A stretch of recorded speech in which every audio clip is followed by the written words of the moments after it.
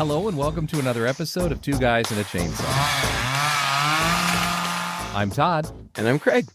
Well, we're taking a bit of a break from werewolves right now to dive into the water. I guess, is it the beginning of summer that is fast approaching that inspired you to have us watch this movie, Craig? The movie we're watching, by the way, is called Night Swim. It couldn't be much more recent, 2024. Yeah, it just came out. Yeah. It just came out. Like at the time of this recording, I think it premiered on Peacock like a week ago or something. Yeah. The reason I was inspired to do this is because I had heard of this movie before it came out. I'm pretty sure I saw a trailer. And I thought, what a silly premise for a movie. Haunted but swimming pool. I want to see it. A haunted swimming pool. And yes, summer is coming up and I love the water. I just absolutely love the water. Yeah, me too. Growing up, my grandparents, who lived precisely a block away from us, had a swimming pool with a nice big privacy fence all around it. And we lived there. In the summer, that's just where we were. We were in the pool. Young people today may or may not have a similar experience, but my parents and my aunts and uncles all had kids young because that's what you did back in the day. You know, like you got married in your early 20s and you started popping out kids. Like it's very different these days, but my parents and my aunts and uncles were young and they still enjoyed getting together and having fun by themselves together. And it was just a nice coincidence that there was a swimming pool that they could just send you off the to. Hundreds. Yeah. I say hundreds, I'm exaggerating, but there were a lot of us, a lot of kids. And, you know, go to the pool. Go to the pool. Stop bothering it. Yeah. And we did. And it was amazing. And I remember swimming at night. Even if this is the pool that you have been swimming in, like your whole life that you can remember, at night, you can still convince yourself that there's like sharks in the deep end. And we did. And my sister and I also were like super dramatic. And when we would play, we would do like imaginative play. Like we would create scenarios for ourselves and then like act them out. Such as? Well, one of them was in the pool. We had this story where there was like a sea serpent. I think it was like a snake. I remember its name was Sandusky. Were you vacationing in Ohio or something? What was this all about? No, it was just in the pool, just in Grandpa and Grandma's pool. Fair enough. And there's a sea serpent named Sandusky. and we would, you know, like Kristen would get like, it would get her. And I would have to like pull her to save her. Sandusky's got my leg. Yeah. It was a lot of fun. So I like pools. I like swimming. I thought this movie looked stupid, but in a way that I was really intrigued by. Like, well, yeah, I want to see them pull off a haunted swimming pool movie. And as soon as I started watching it, because you and I hadn't planned this, I texted you and I was like, I started watching this movie 5 minutes in. I knew it was a movie we needed to talk about. This is what we're doing. Fair enough. So either you're welcome or I'm sorry. I don't know yet. Well, it's not getting the best of reviews right now, that's for sure. I am also a swimmer, like you are. In fact, I know my experience is grew up in a military family, and about half of the places we lived as we moved around had swimming pools. Like the Air Force Base usually has a swimming pool that's really popular, often two, one for the officers, one for the enlisted. That's probably changed by now, but swimming was a very popular thing for us to do in the summer. I pretty much remember whether or not we lived on base, we were at that base pool almost every single day during the summer when school was out. And so much so that I was enrolled in a swim team. Never did I go to a school that was big enough or rich enough to have a swim team, but I was on the community swim team pretty much every summer from the time I was, 4, something like that. I see that. You're tall and lean. I wasn't very good.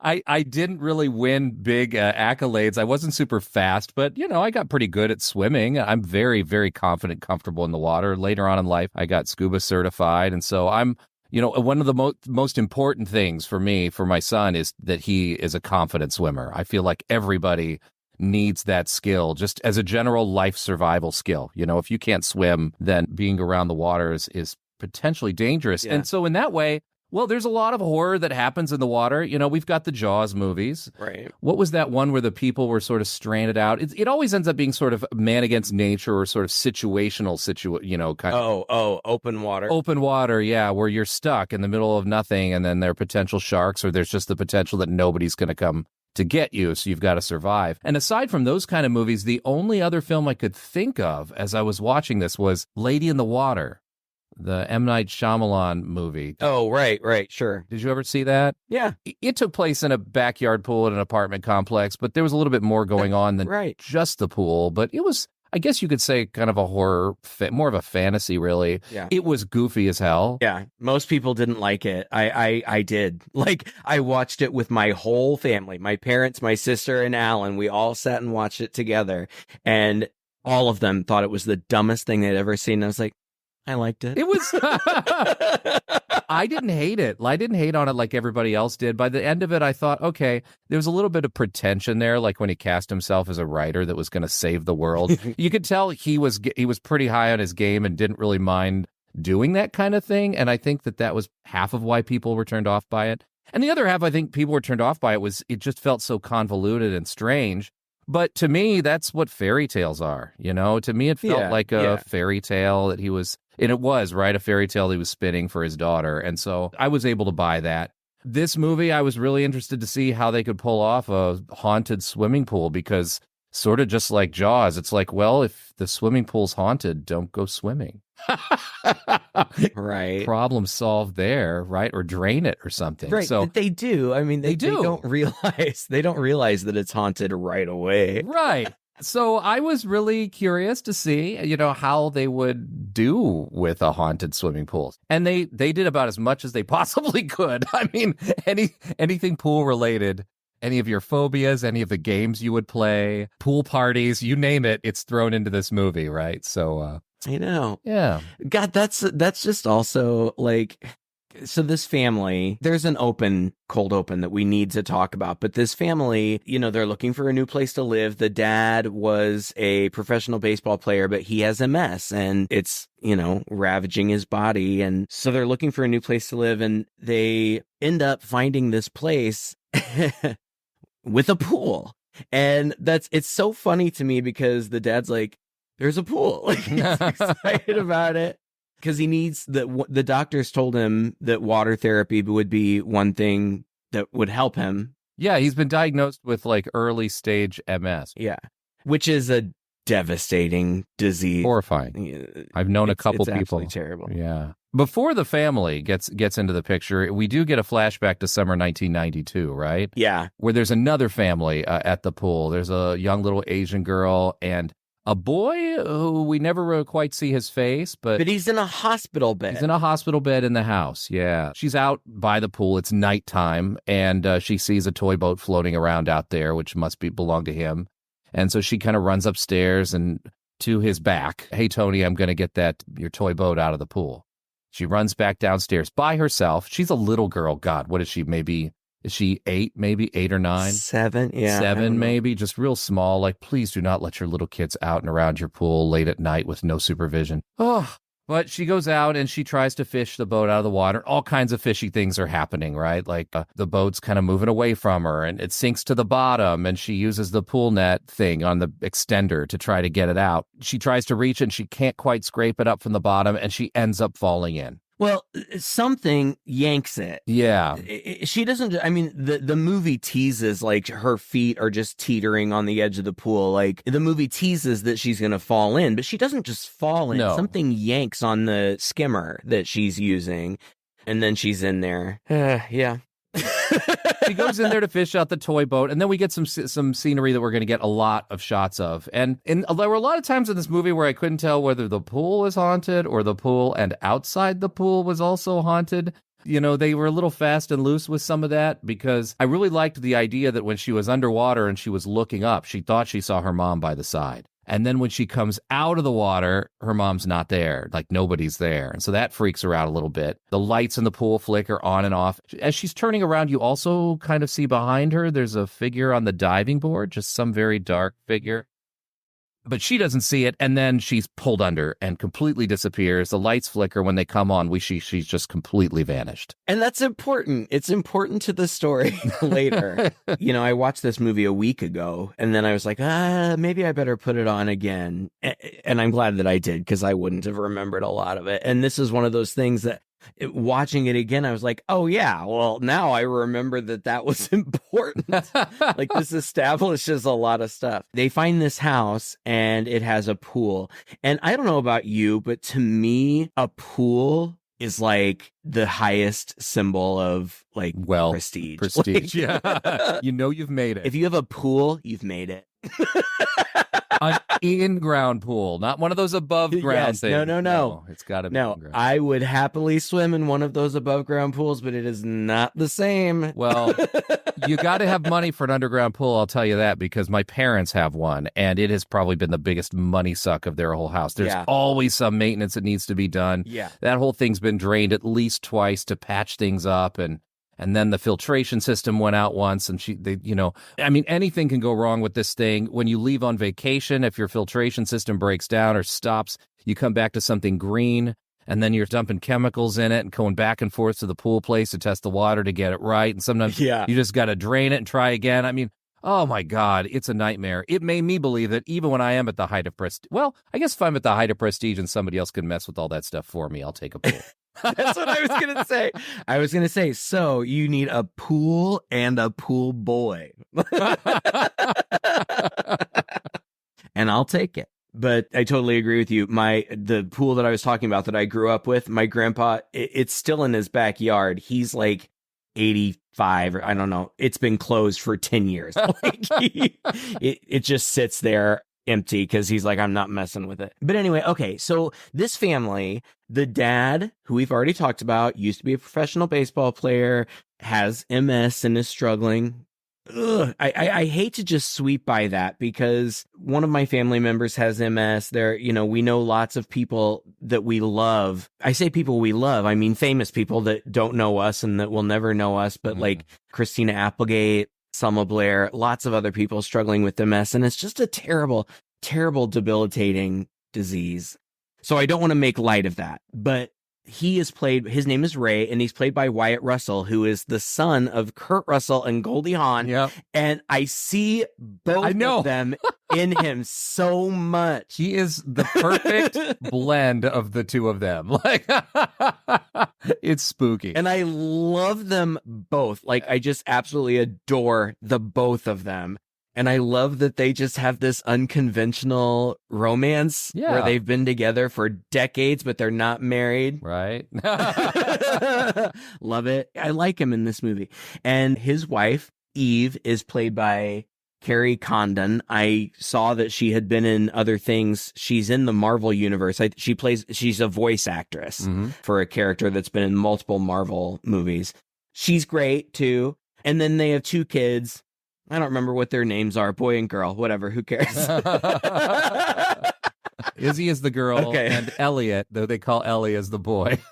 And they're cute. They're just a nice family, and they are looking for a place to live.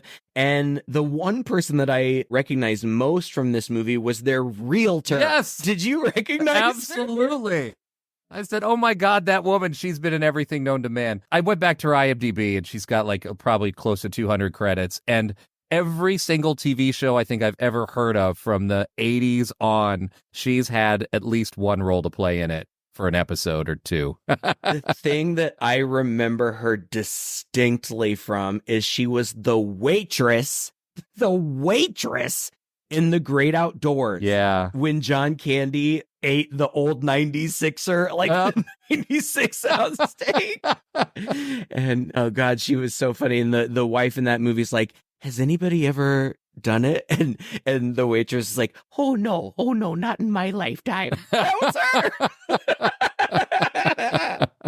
And and I loved it. Oh man. You know, we're skirting around plot because there's not a whole lot of No. it. The pool's haunted. The pool's haunted. Right? Yeah. So I don't know what happens. Well, the cat goes missing. The cat cider, which is the cutest name for a cat. I'm actually made a mental note for that one and for a future cat possibility. No, when they're looking at the pool before they even end up taking the place, he notices a baseball floating around in there, an old baseball that's kind of falling apart. His first experience with the pool is falling in as he's trying to grab the baseball, and he gets caught up in the tarp that's on the pool. It's like a pool cover that, again, the pool hasn't been used. We learn later that the previous family hadn't used the pool for like 15 years because... Yeah. So why is there water in it? Yeah, right.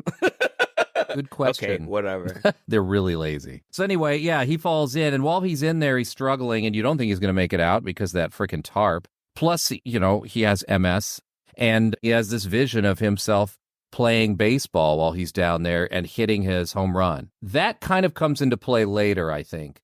It's really interesting how, again, like he tried to do what they could with the pool. So what can happen when you're in a pool? Well, you can look up and you can see things murkily through the water that may or may not be there. You can kind of be thrashing around and possibly drown. You can have visions while you're under there. You know, you can sink to the bottom. And, you know, so like we got to get all that here in the beginning. We know all the standard dangers of the pool, and even the danger of falling in when the cover is on it, you know, sort of comes into play later as well. So didn't we see another movie one time where somebody murdered somebody in that way? Like they threw them in the pool and then they like closed.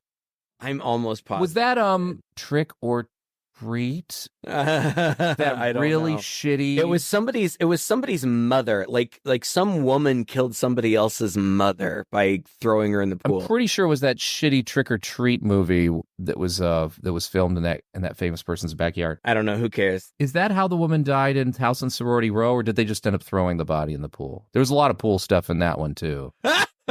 Remember that? Yeah, and the sea pig. Yeah. Go back and listen to that episode if you hadn't heard it. And also the one I was thinking of was the terrifying pool scene in Burnt Offerings. Oh, yeah. Yeah. Now that you just said that, I'm like, I almost feel like there's a scene in this movie that almost feels like a callback to that. Yeah, because kind of what happens is it's like what happens in all these movies where a family buys an old house. Like the dad ends up turning evil, right?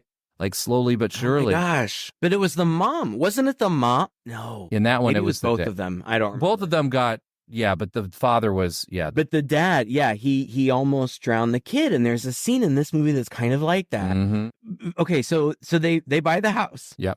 And they clean out the pool. They totally drain it and they clean it out. And the dad is cleaning out the drain and he gets a big gash in his hand. What? Don't reach. Yeah, that's disgusting. Deep into a drain full of dirty, gross water. No, you got to be careful. And big gash in his hand. And of course I thought, okay, well, you know, like he's bleeding into this thing. Like, I don't know. I don't know if that even had anything to do with anything, but it's just setting things off in my mind. Like, all right, like he's connected to the pool or something. I don't know. And as soon as that happens, all this black sludge comes up out of the pool. Kind of almost to fill it, right? It comes up very quickly. Out of the drain. And so they call a pool guy. Oh my God. And I love this. I love this. This is a comical part of the movie. Yeah, for sure. So funny. This stupid, goofy ass pool guy tells them, oh, I've never seen this before. I've heard of it, but I've never seen it before. Like, your pool is fed by a natural stream. Spring. Yeah. Spring fed. Yeah.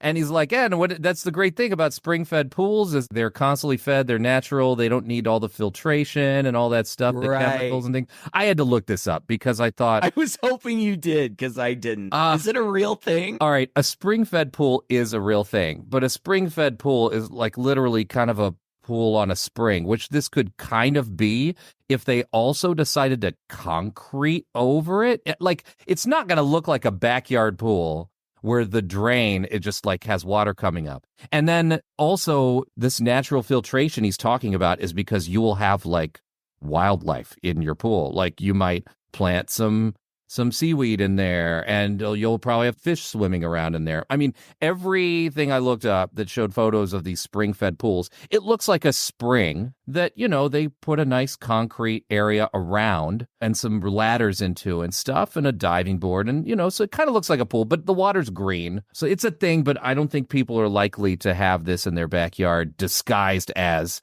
just a plain old in-ground pool with all of the accoutrement that comes with it, including those flappy drains on the side and the drain on the bottom and stuff like that. So yeah, I mean, this is a backyard pool. It doesn't look. No. There's nothing that would suggest to you that there was anything special about it. It's just a backyard pool. But it's got to be important for the lore, because suddenly this guy gets very philosophical. And he just stands there with his leg on the diving board and just kind of stares off into space, and it's like... It's funny, isn't it, though?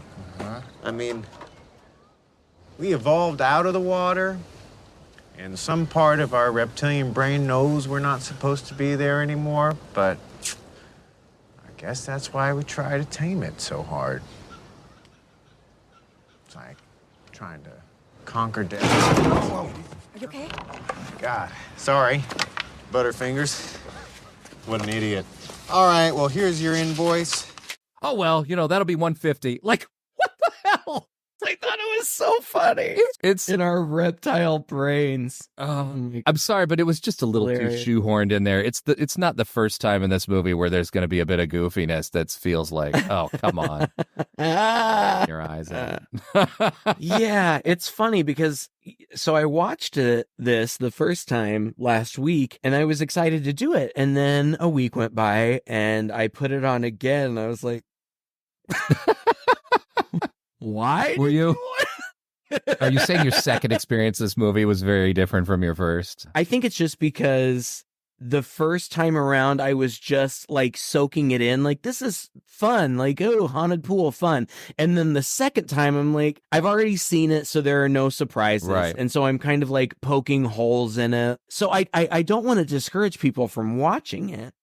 You probably shouldn't listen any further in this podcast No. if you want to watch it, because we'll spoil everything, and There'd be then no point. it won't be fun. Like, yeah, the second time I watched it, I was like, well, I've already seen it, and it's not that great. So Yeah. it's not a bad movie, I don't think. I actually enjoyed the character performances, all of them, the whole family. I thought they all did a great job. I was on board with this family. I thought the acting was great. I thought the situations were very believable. This dad with his Major League Baseball career getting cut short, but, he's dreaming and he's trying his best to fight it, and the family's rallying behind him, and they're doing all they can, and the reason they buy the house is the pool, because the doctor says swimming is the best thing you can do. It's a low impact sport that can help in your recovery. Mhm. And so, yeah, like this whole situation, everything was quite believable, and I was really behind it all. And he does start recovering quite rapidly. Right. And it's very obvious. Yeah. There's something about the pool. Well, he unwraps his hand like a day later. The next day. Yeah, he had that huge gash in his hand, but in the meantime, he's been in the pool, and he, like, one day later, he takes it off, perfectly healed. I also thought that was hilarious, because you said you swam a lot. Do you remember that? That's true. Like, a huge gash in your hand is not going to heal in one day, but the chlorine in the pool would make cuts and scrapes heal so fast. Yeah. Do you remember that? I do. They were just always a little different, right? When you came out of the pool. It's almost like your body, I guess it's, whenever you shower, it kind of wets that scab down and it kind of sloughs off and then almost reveals your wound all over again. But when you're swimming in a pool and it's never really had a chance to scab over, it does seem to have some kind of different effect. Yeah, you're right. But whatever. I mean, it's obvious. It's something supernatural is going on, because not only did it heal his hand, but it is healing him. He was pretty frail when they moved in. And as soon as he starts swimming in the pool, which he loves and like can't stop talking about it, like, he is wet for this pool. Oh my God. Everyone is wet for this pool. Now, seriously, and maybe this is just my own personal experience. My parents, bless their heart, they have this big, beautiful pool in this big, beautiful house in Arizona, and almost never gets used. Like the amount of times they're in there. And when I'm over there, I'm trying to get in the pool just every once in a while. I don't get out there all the time because I got to pull the pool cover back, or the temperature might not be right, and they're discouraging me from it. Man, these guys their lives are now revolving around that pool. They're in it every day. They're like, hey, Dad, can you toss coins in for me to dive in and get after? Yeah. But weird shit is happening. Like, they do that. They do the diving for coins thing when they're all together in the day, and it's cool. And we did that too. I mean, we dove for coins or little plastic McDonald's toys or whatever. It was fun. Loved it. They do it. Mm-hmm. Then they also have like individual, like, okay, so the mom does laps at night one night, and she thinks she sees the husband standing there, but then when she comes up, he's gone. Yeah. This happens to all of them at least once, right? Yeah, and the boy wants to swim after school one day, and the mom's like, you can't swim alone.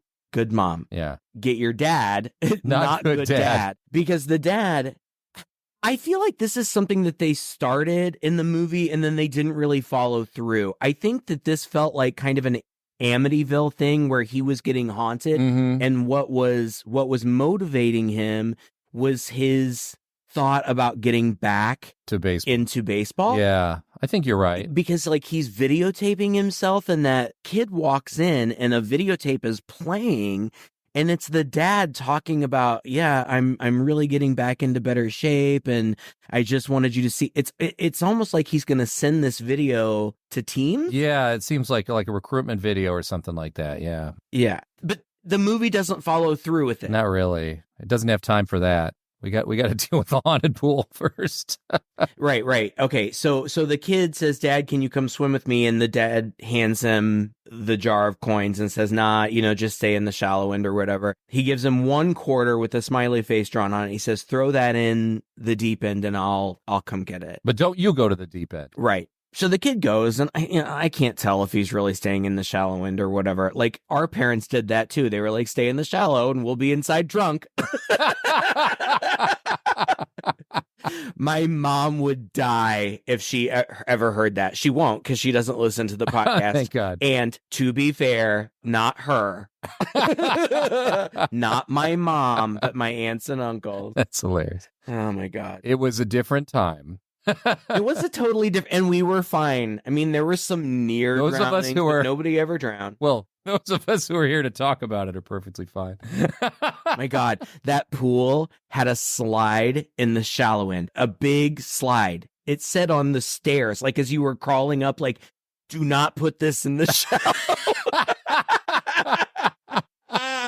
There were some injuries. Wow. More than one person was injured. Oh my on God. that slide. But it sure was fun.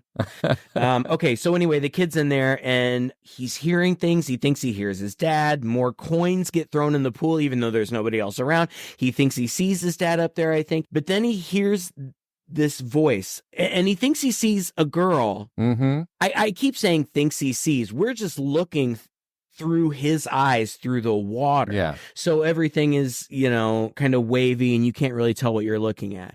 And he thinks he sees a girl, and then he comes up and he thinks it's his sister and messing around with him or whatever. But then he hears a voice in the pool skimmer. Yeah. Yeah. And then it is basically exactly the Georgie scene From It. Yeah. Yep. Mm-hmm. It was completely ripped up. I've even down to I found your toy and it's a boat. Oh no, his is a doll. I'm sorry. He has taped Yeah. He kind of like glued the smiley face coin to the doll, and he pulls the doll out and he can see a little girl figure in action figure. Yeah, sorry. Action figure. Let's get it right. Little He-Man. And there's girl's hair attached to it. And as he pulls it out, a hand reaches out to try to grab him and pull him in, and he flips. He also has a bit to do with the diving board. I think when he's under the diving board, it's banging, and he feels like there's something. Yeah, there's definitely somebody on there, but then when he pulls himself up, there's not somebody there. Yeah. The pool's haunted. Yeah. He's basically sorted that out. I think his sister, no, maybe it's later that his sister gets freaked out too. Yeah, okay. Yeah, I feel like we just need to hit major plot points at this point. Yeah. At some point, the sister has a boy, Ronan, that she's interested in over when the parents aren't home. And they swim together and it's cute. They're teenagers, they're flirty or whatever, and they're playing Marco Polo. But at some point, I guess time just freezes for the boy because he doesn't remember any of this happening. But she starts to hear weird. She's got her eyes closed and she never opens them, which I think is ridiculous. Right. Like, as soon as I started hearing weird voices, my eyes would be wide open. Yeah. But, I guess, she's a rule follower. And so she's calling Marco and these weird voices are responding to her. And it's a lot of spooky stuff that happens, but eventually some like fat pool monster guy like starts interacting with her. I was honestly kind of confused by this at the first time that I watched it. I didn't then ultimately understand what I understand now. Yeah. This pool is haunted, but it's not haunted by a single entity. Yeah. It's not like there's one pool ghost. There are lots of pool ghosts. Yes. And they can show up and mess with you. And this one happens to be an overweight bald man covered in like algae. I sort of figured when I saw him that he was kind of bloated. He looked like he had, like when people were dead in the water. At that point, I sorted out, okay, so we're going to be seeing all the ghosts of people who've previously died in the pool. We had the little girl. We had this big bloated guy. That's probably what's happening. It pulls her down, and at this point the pool just starts to seem super deep and dark. So that's another thing that kind of happens. This is where it's established that the pool can become like an infinite. The pool is just like a portal to like this infinite underwater place, which is kind of cool. And she gets out of it. What's the next major plot point? The pool party, right? Well, the two brother and sister chat with each other and sort out that, the pool's probably haunted. But they don't want to tell their parents because they don't want to move again. Things have been better since we moved here. I mean, Dad's healthier. Mom's happy. Do you want to freak them out just so we have to move again? What makes more sense? That the pool's helping us or that it's haunted? What if it's both? And I don't know. I may be wrong, but I feel like we failed to mention the ghost that the boy saw in the pool was that young Asian girl that we saw in the beginning of the movie. Yep. And her name is Rebecca, and she's looking for her mother. She's a sweet ghost. She's the ghost who, even though she kind of freaked him out, she's the helpful ghost. She's Casper in this arrangement. Yeah. Her story ultimately is very tragic, but we're not there yet. Pool party, right? Yep. Pool party? Yep. Yeah. So they have a pool party because the boy is having difficulty making friends, even though his dad went to his little league practice and showed off. Like, hit one out of the park. Yeah. That was hilarious. Okay, so he's helping the boys. He's coaching the boys on their hitting. That's cute. That's great. Good job, Dad. But then the coach, and I get this, I'm being too hard on them. The coach is like, "Well, we've got a professional baseball player here. You wanna hit a couple?" And he's like, "I don't know. I think he strikes on the first one, and then on the second one, he like falls down, and everybody's super concerned about him, as they should be. He has MS. At the beginning of this movie, he could barely walk. The doctors told him, be in a wheelchair. Yeah. And he just totally ignored that. You have to be very careful with physically exerting yourself when you're in a right. Yeah. Right. But then on the final swing, he hits. Was that all CGI? That whole thing had to be CGI, right? It's a slow-mo of the bat hitting the ball, and the ball just shatters, being obliterated. Yeah. Like it splits the seams, and does that happen?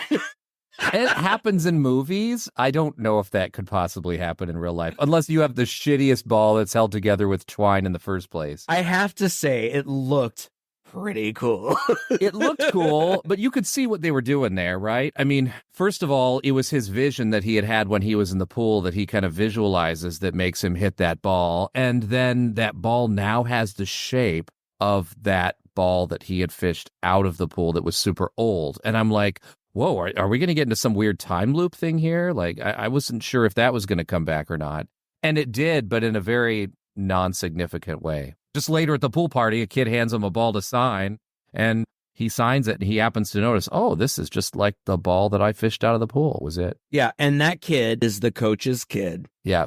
And the dad is like, hey, steroid Shrek thinks he owns the pool. Come help me take him out. So there's this big guy who has a kid on his shoulders who's playing like chicken in the pool. And so the dad takes this kid and they're playing chicken, and it was very awkward. Yeah. Like, I vaguely remember playing chicken. But this just seemed weird. Like, it was two giant men with boys on their back. Like, what are these boys supposed to do? I don't really understand. They're supposed to slap each other around or something? I don't know. Yeah, push on each it was other. weird. Like, one's trying to push the other off the shoulder, I think. Yeah, I mean, that's the point of the game. But when I remember playing that game, like, we were all kind of the same size. Oh, yeah. You didn't have a little tiny child on your back. True. Like, what's a child supposed to do? Like, we were all the same size, so there was leverage and stuff. Yeah. Whatever. So stupid. Doesn't matter. So the dad gets this kid on his back, and they're the boys are like slapping at each other and trying to push each other over or whatever. But they keep edging back further towards the deep end. And eventually the kid who's on the dad's back wins. He knocks the other kid off and he's like celebrating. But the dad keeps backing into the deep end to the point where the kid, they're both completely submerged. And the kid is saying, let me go, let me go. And I think that the sludge comes up out of the drain, comes up around the dad, goes into, like, inside him. Yeah, into his like nose, in his nose. mouth. Like, his eyes turn black. He had been kind of holding on to the kid the whole time, but then he, like, locks in. The kid's dad has to jump in and pull him out, and they're both in bad shape. Yeah. Both of them survive, but now the neighbors don't like him. Oh, the neighbors hate him now.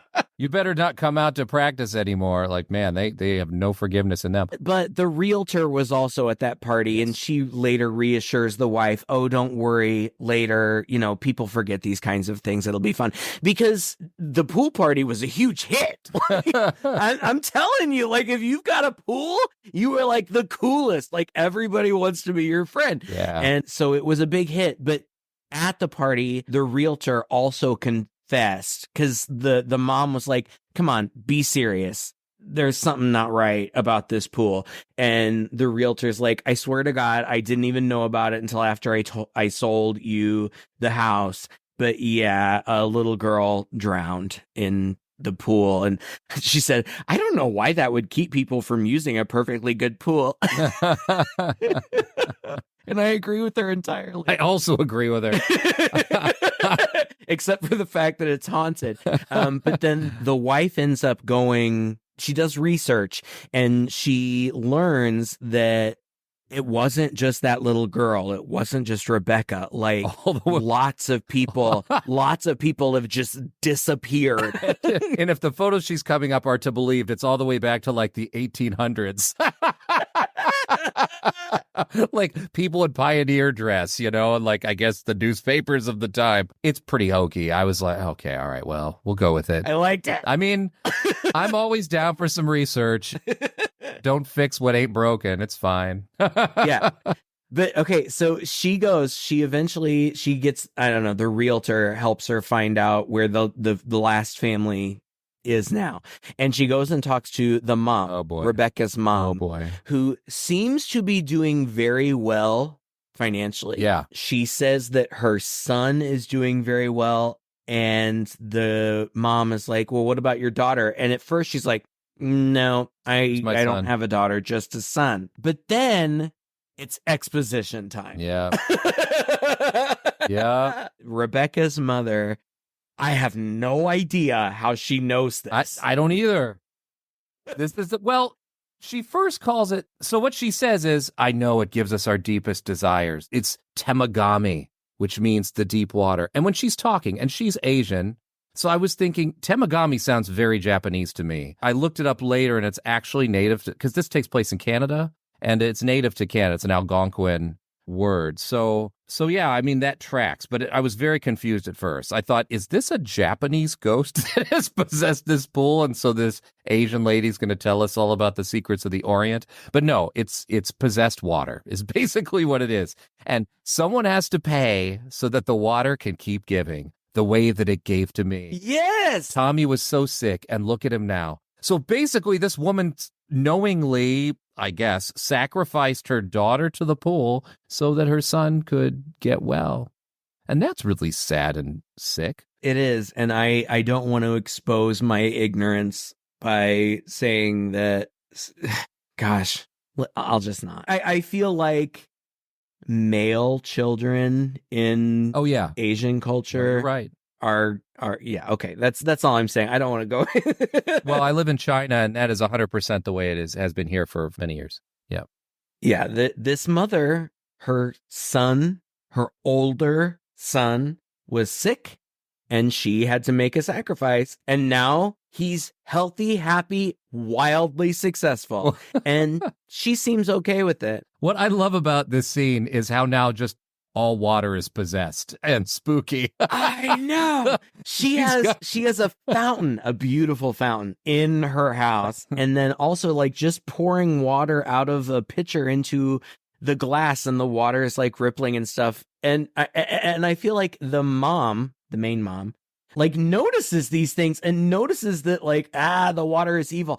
And this woman at the end of her tale starts like weeping the black water from the pool. Mm-hmm. And it's like coming out of her eyes, and it's coming out of her nose and out of her mouth. And she turns and looks at the mom and says something really creepy, like, "It'll be over soon.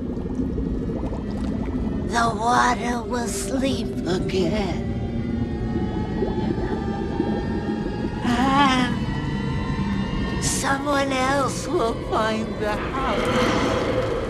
Someone else who needs its help."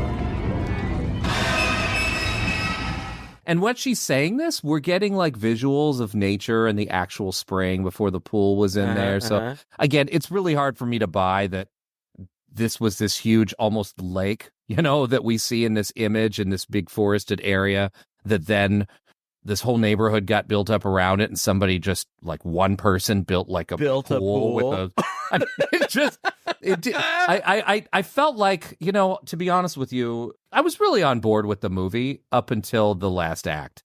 And the last act got so goofy and so silly that all I could do was laugh at that point. The dad goes totally Amityville. Like, I feel like they cut away from the mom, like leaving, like she knows something's wrong, like they've got to do something.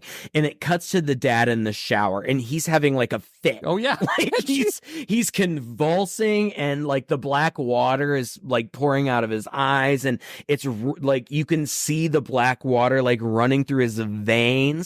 Like, he's just totally possessed. And the mom is driving in the car, frantically trying to get home, and she pulls her phone out to try to call people, but water has manifested in her bag where her phone was. I was like, what? What? Now it's just water all possessed now? Or like, it was so funny. So yeah, so she couldn't call, her phone was dead, so she gets home. And then I think this, right, is just when everything is, all hell breaks loose. Black water is bubbling back out of the pool. Oh, because the mom had drained the pool, right? She drained the pool. Yeah. Right. But then it filled itself back up. Mm-hmm. And the kid, the little boy, gets lured out there. He hears the cat, which the cat disappeared a long time ago. Yeah. Like, the pool ate it.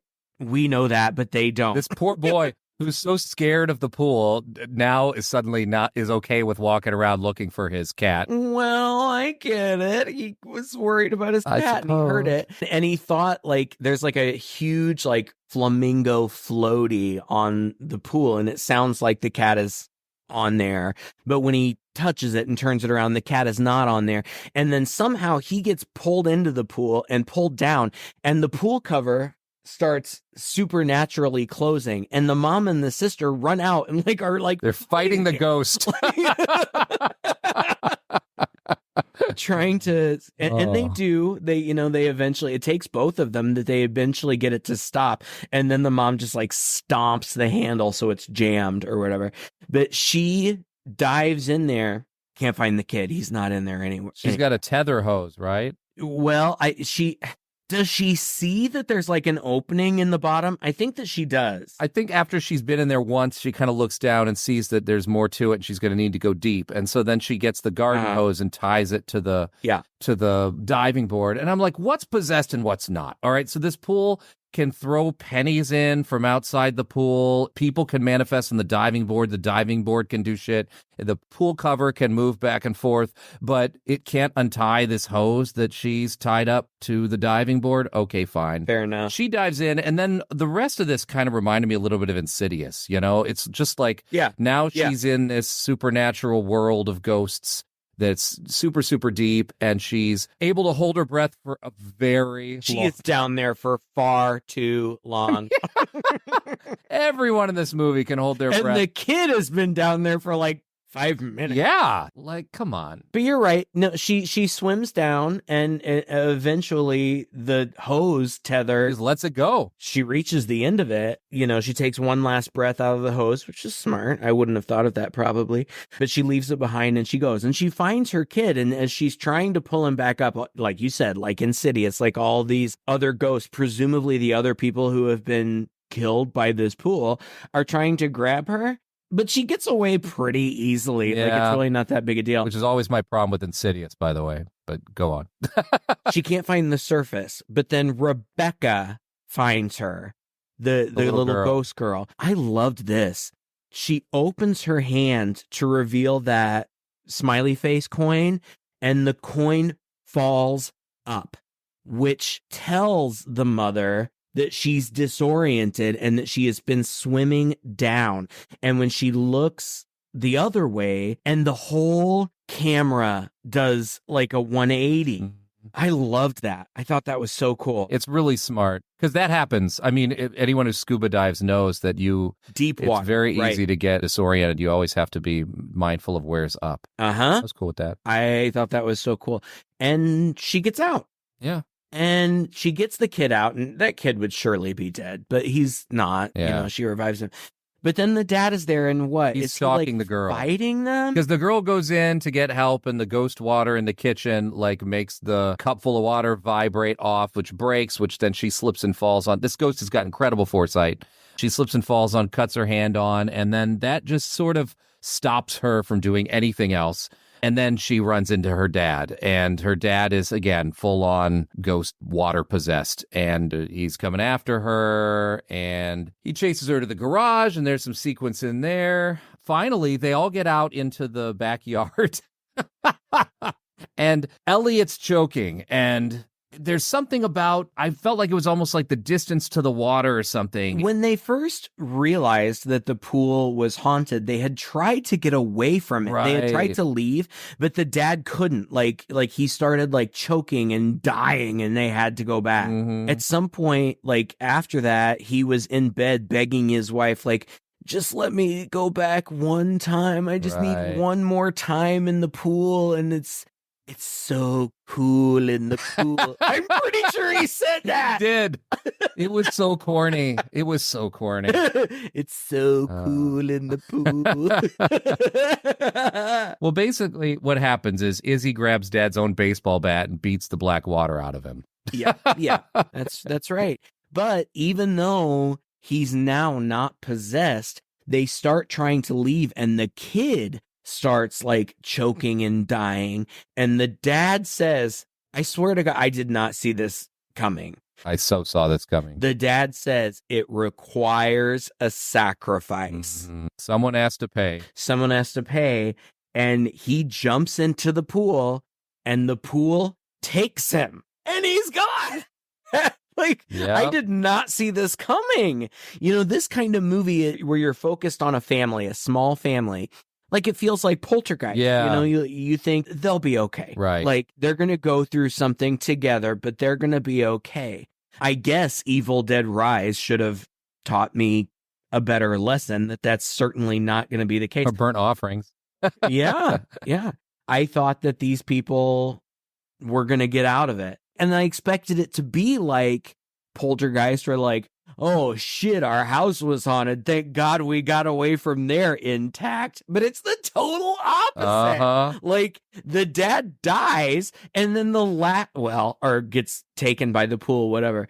And then the last scene is the other three of them standing by the pool. And the mom's like, we could move.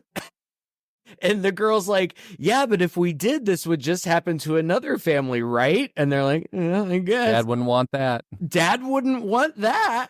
So they're just going to stay there. And you see like a bulldozer or whatever start filling in the pool full of dirt. Oh man. Yeah, I don't know.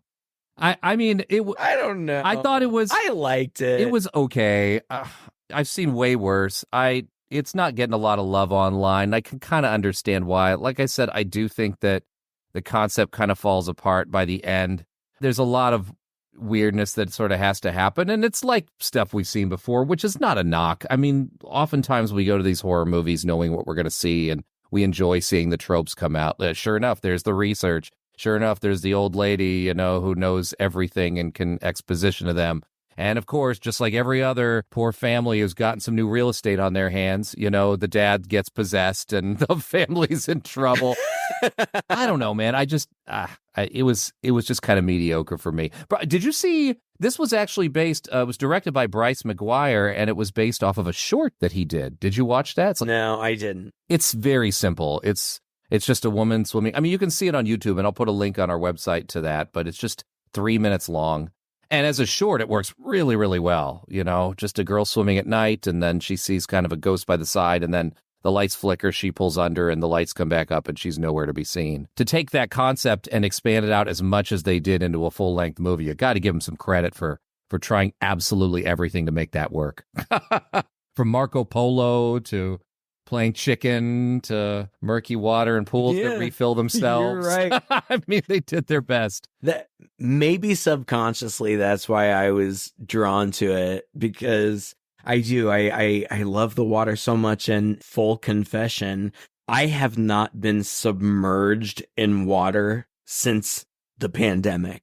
I've not been in a place where I could be in a pool or in the ocean since before the pandemic. So maybe I was just feeling very nostalgic. But no, I honestly, I really did like it. And I think that it's not a very good movie, but the actors, and I should probably give credit to the director too, save it. It's well made. And to say that I care about these characters is probably an exaggeration, but I believed them. Yeah. And they seemed like nice, real people. And I was rooting for them, all of them. Like the boy is, he has trouble making friends, and the mom is super concerned about making sure that her kids and her family are happy. And the dad is struggling with a debilitating disease. Like, I was rooting for these people. So I don't know. You could go so far, I think, as to call it kind of like a Poltergeist knockoff, but that wouldn't even really be fair. It's just a haunted house movie,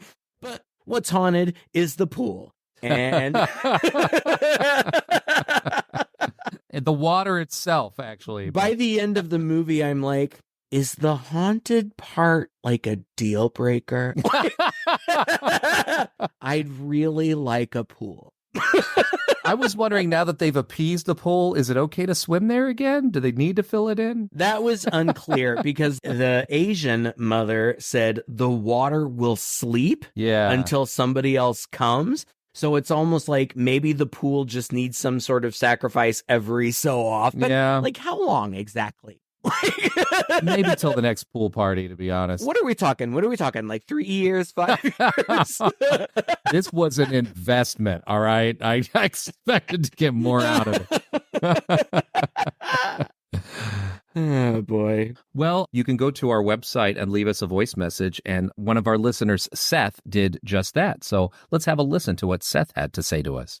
Hi, Craig and Todd. This is Seth here, and I just wanted to say congratulations on having over 370 episodes. And I've enjoyed every episode I've listened to, but if I had to pick a favorite, I'd have to say The Midnight Hour, because that was the first episode I listened to.